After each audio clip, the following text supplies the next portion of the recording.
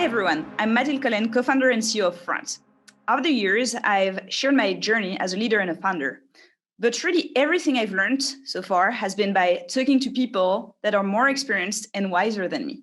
And this is what I'm doing today.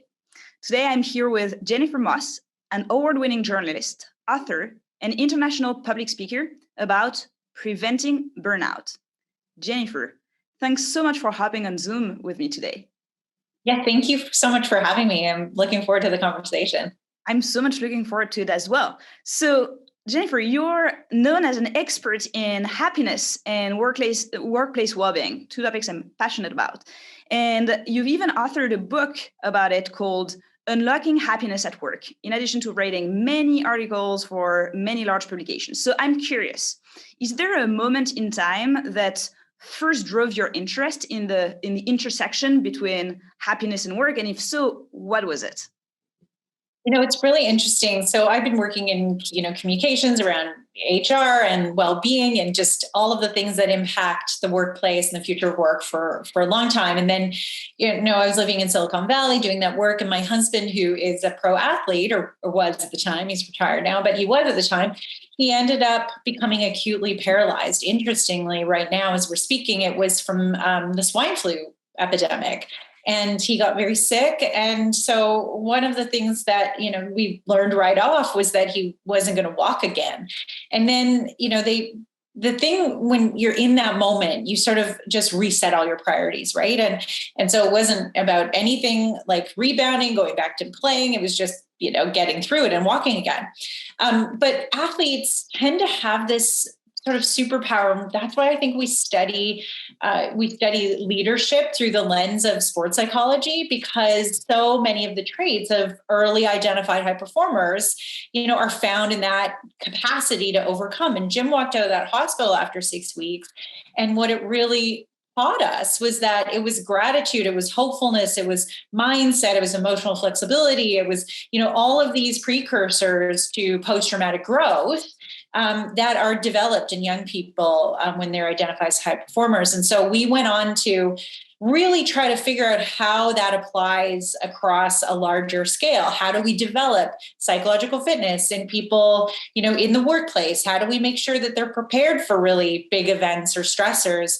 And the reason why it was work was because I learned a stat early on that we spend 50% of our waking hours at work in our lifetime. And so what a better place to have interventions, than in a place that we're spending so much of our waking hours. And that's sort of what led me to being where I'm at today. Nice. First, I'm sorry, and I'm also very happy that it got better.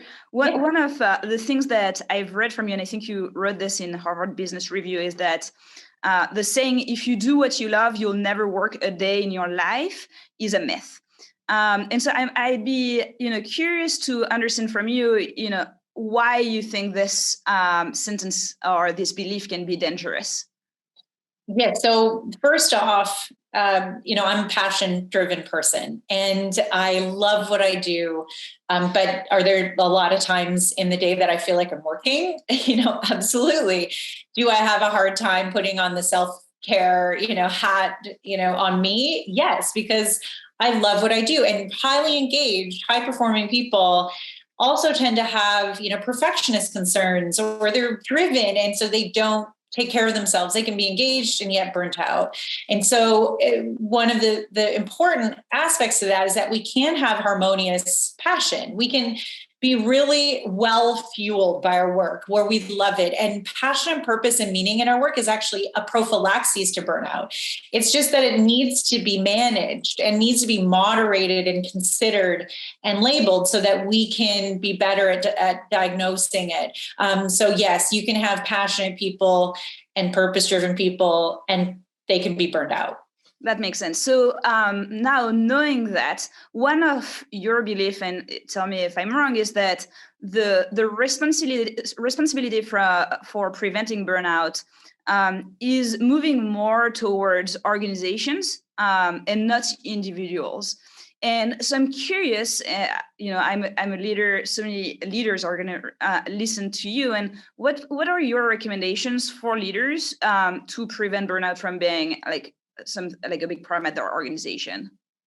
Yeah, so absolutely. And, we've looked at burnout for a long time as an individual problem to solve, just do more self-care. And and a lot of organizations actually have had well-being strategies that sort of focus in on that, sort of the life on site culture, or there's perks with subsidized gym memberships and yoga and all of these things, which are really actually great. Don't do away with any of those things. They're excellent, but it's understanding that they're really for people that are pretty, well, and that's helping them to optimize their well-being. Right.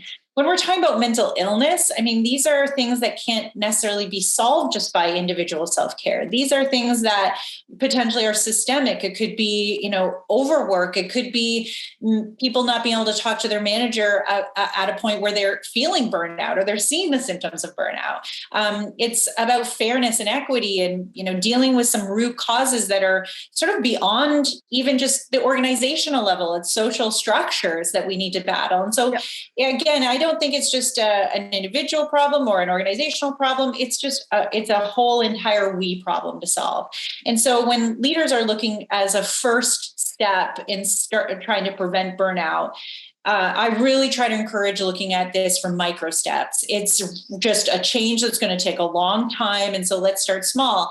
I really strongly suggest a Friday meeting where we ask these 3 questions. And that is, was this week particularly stressful? Why or why not? So what were the things that helped you to feel motivated? What was good about this week? What was really stressful about this week? And what can I do as a manager or leader to make next week better?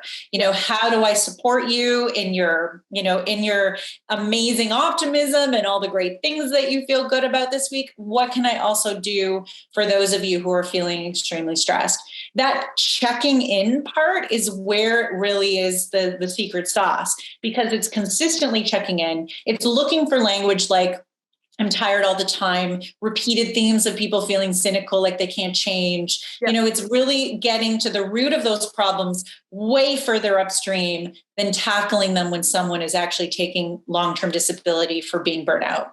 Yeah, that makes sense. And to be very tactical here, would you recommend a manager checks in live, like have a one-on-one, or just sends an email weekly asking these questions so that the person can answer? We should have both in-person check-ins and team meetings. So what's really important is for teams to actually talk openly and feel safe in talking to each other. So we need to have one-on-ones where these questions are asked, but we need to talk about how we as a team can collaboratively support each other, because often we live in a silo and it's the team dynamic that actually causes burnout too. Lack of community and feeling like we're not, bonded as a team is a predictor for burnout too. So it solves just the individual burnout, but it also makes sure that we're feeling like we're destigmatizing workplace stress and feeling anxiety about whatever it is that we're dealing with that week, that we can share that as a team together. And should the manager also answer the question in front of their team? Absolutely, 100%. We need to have, leaders need to model the behaviors. That's absolutely critical to change any culture. So, if you are a manager that's saying, go and, take this really great course that HR is offering, but you never attend, if you're saying answer emails, don't answer emails after 6, but I will, don't answer emails on vacation, but I will, all of those behaviors make people feel like there's a lack of trust. Why would I do that? I can't be what I can't see. So all of our behaviors as leaders translate into an ecosystem sort of contagion approach where we all start thinking and behaving in similar ways. That makes sense. It's something I care a lot about. I try to be very vulnerable in front of the team. Last year was definitely tough. Like the pandemic, I was pregnant for the first time, and I tried to tell the team that I wasn't feeling great all the time, and then I feel like it makes them way more comfortable than sharing that with me or with their managers. Yeah, I absolutely agree. And I think, I mean, the idea of vulnerability and empathy and leadership, and, I've really tried to say, let's be done with that as a soft skill. I mean, it's really hard to be vulnerable. It's really challenging to be empathetic consistently. It's not easy to be kind in every situation. So Yep. the idea that that's not a hard skill, I think is totally wrong. And the more that we can understand that it's transformational and that will actually engage your team, and that's a human-centered approach to leadership, and those human-centered approaches to leadership, just statistically, are at the highest performing organizations across the world, and we sort of tie that together, then it'll make it easier for others to join in. That makes sense. Now, the thing I'm curious about is, besides being a good employer and being willing to have happy employees, why do you think organizations and leaders should really focus on preventing burnout with some of, the ideas you just shared? Well, the thing with preventing burnout is really interesting because we used to be a happiness expert, and I say I went from a happiness expert to being an unhappiness expert because I talk about burnout. But my first article that I wrote, way back for Harvard Business Review was titled "Happiness is not the absence of negative emotions." And when you actually look at changing your happiness set point, according to like Dr. Tal Ben-Shahar and others in this space, you have to actually embrace the bad and understand that these feelings are part of it to really move forward. And I think when we look at preventing burnout, it's understanding that it isn't just about improving all the time or being at a level of happiness that is unsustainable. It's really looking at how do we attack the problems that are making us unhappy? What are what are the pebbles that grate at us every single day that can be so easily solved? But it requires having empathy in the way that we treat it to prevent that. So it's all tied together in a lot of ways, wellness and well-being and burnout prevention. It's tied together. The way that we tackle each one is different, but the goals are the same, getting people to feel a more healthier, experience of work, to have a healthier and happier experience of life. And those two don't bifurcate anymore. They're all tangled up. So how do we make it that we're just thinking about preventing burnout as an upstream tactic to increasing overall well-being in our personal and professional lives? And is there other numbers or ideas of costs that companies will suffer from if they don't tackle this crime? Yeah, there's a massive outlay of expenses. When you look at, first of all, I mean, burnout causes 125,000 deaths in the US a year. When you look at medical expense outlays, it's around 7% of the, healthcare output. So you imagine that broken down into each organization and what they're putting into their healthcare spend. It's significant. You also just see trillions of dollars spent on days that show up in presenteeism or absenteeism or sick days. It's in the trillions of dollars that are impacting organizations across the globe. And so the idea that being upstream is a nice to have is actually saving the organization millions of dollars in outlays of long-term disability. And, the problem with burnout in that word is that we've sort of just made it not important. We've sort of loosened the way that we feel about it. Over the years, that etymology of the word went from burnout to someone, sitting on the couch and, quitting school and doing drugs. And it also had to do with, someone that just wasn't living their life the way that they should be. And then it also went to the soccer mom, doing too much after work, and she's burning out because she's in the cult of busy. No, work, according to the WHO, the World Health Organization, burnout is the result of unmanaged stress at work. It's an occupational phenomenon.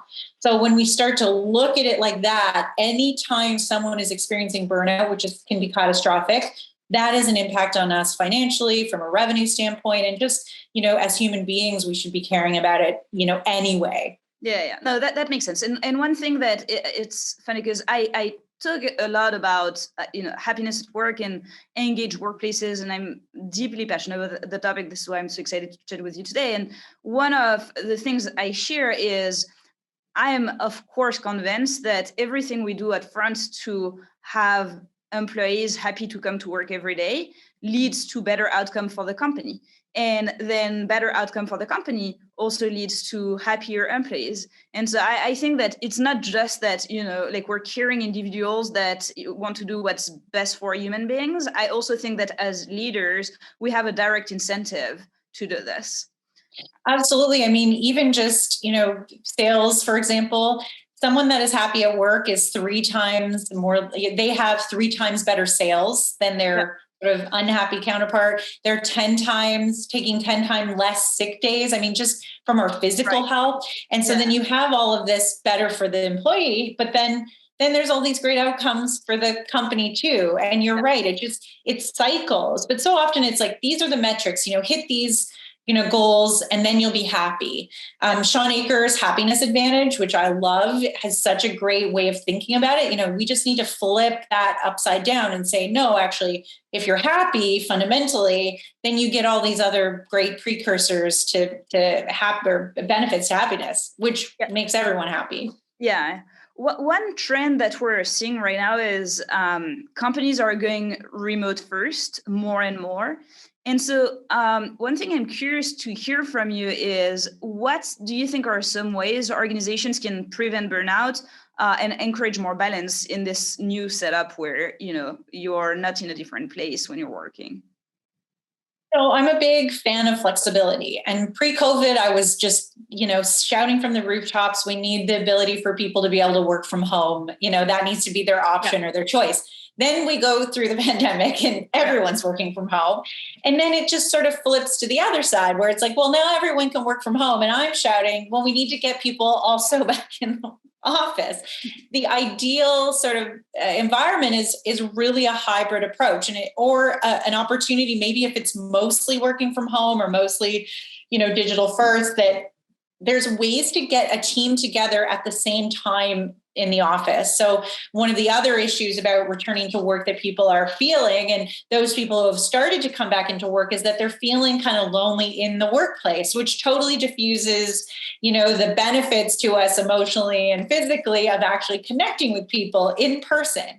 So we need both. And I think however ways organizations want to shape that, whether it's like gathering the team for 3 days, once a month, whatever that looks like, or 3 days a week, like Google is actually gone, which is a big deal for Google, because I never thought that they would pull themselves away from being life on site, but they have 3 days now that they're working with and 2 days remote. And that's a huge leap for them. So I think as long as we can get some sort of hybrid approach where there's still connections with each other in person, as well as having the flexibility to be remote, that's an ideal state.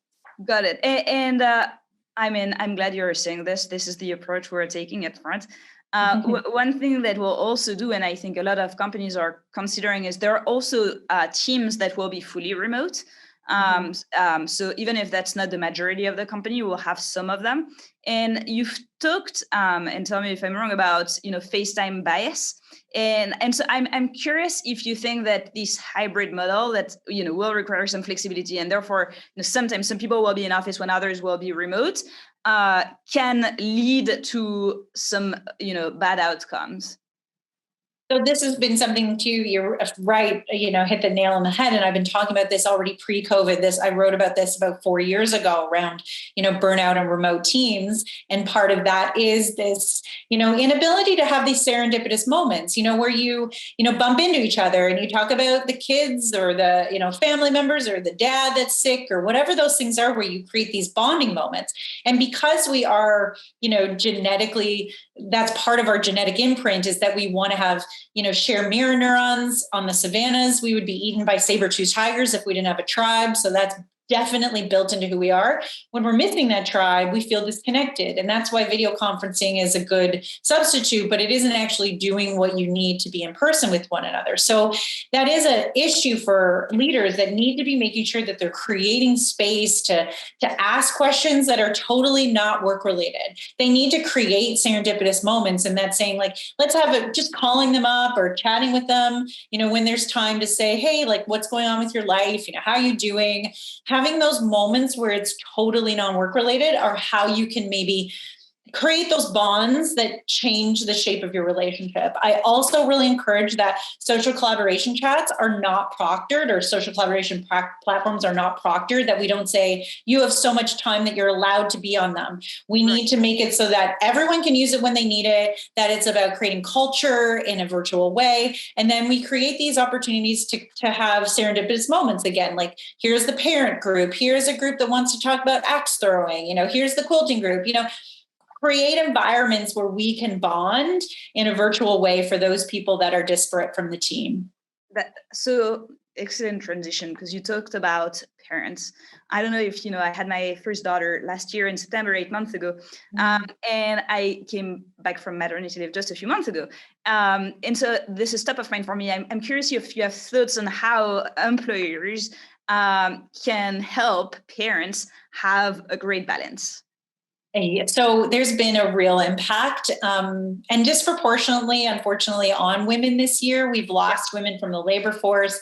They're almost 2 times more likely to leave the workforce than their male counterparts in the pandemic, which is unlike any other crisis that we've seen ever. This is just very different in the way that it's disproportionately impacted women with children. And so a lot of that has to do with the fact that we are still sort of behaving in a lot of places. And I wouldn't say that up front, but I've seen this in other places where it's kind of like business as usual still, not understanding that we're in pandemic and then we'll be in a recovery mode for a while. And there could be kids still now staying at home, or there's just so many distractions, which is increasing just chronic stress and brain fog, which makes us demotivated. Like there's all these other things that are just happening that we have to understand as employers that our job is to pull the spinning plates, the ones that we can, and do whatever we can for those other things that we can control. Is that more flexibility? Is it just, making sure that if there's a mom or a dad that needs to have their camera off, they don't need to be on camera if there's kids running around,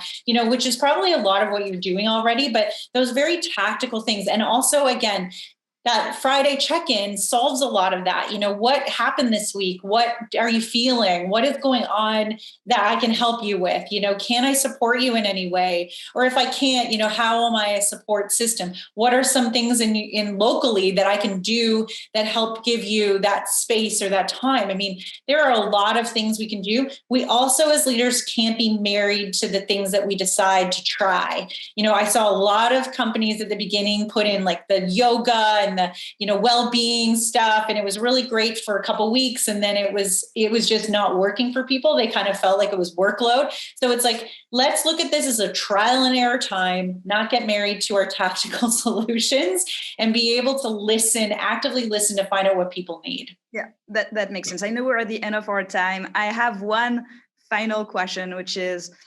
two. I will have a follow-up to that final question. Are you passionate about your job? Oh, yes. I mean, I have to turn myself off constantly because I'm just so wound up. As you can see, I've got the hands, I care deeply because I think it's a meaningful topic. And when I can just make a dent, I feel so passionate about that work. And I could tell. So my follow-up question was, how do you manage to remain balanced so that, you can make sure to never feel the burnout or any, bad things that you described earlier? It takes a lot of work, actually. It takes work. It's intentional. It's not easy. I have to, understand that I am an expert in this. And so there can't be irony, and, I have to walk the talk, but I also give myself a lot of grace. And if there's times where I'm feeling really tired, I have to take that space. I have to do the work. I sometimes just lie in my, pajamas for a day if I have to, because that's okay. And it's about removing the guilt from that. And that's a very hard learned behavior as a high performing person, is removing the guilt from having those days. And it's still a work in progress, and I am a work in progress, but I really do use my tools so that I can function. But it's not easy. And so for people that are saying, oh yeah, I'll just cure my burnout, by doing these simple tactics, it's not like that. It's an evolution. It's a lifestyle change, and it's not a diet. That makes sense. And how many hours a week would you say you work?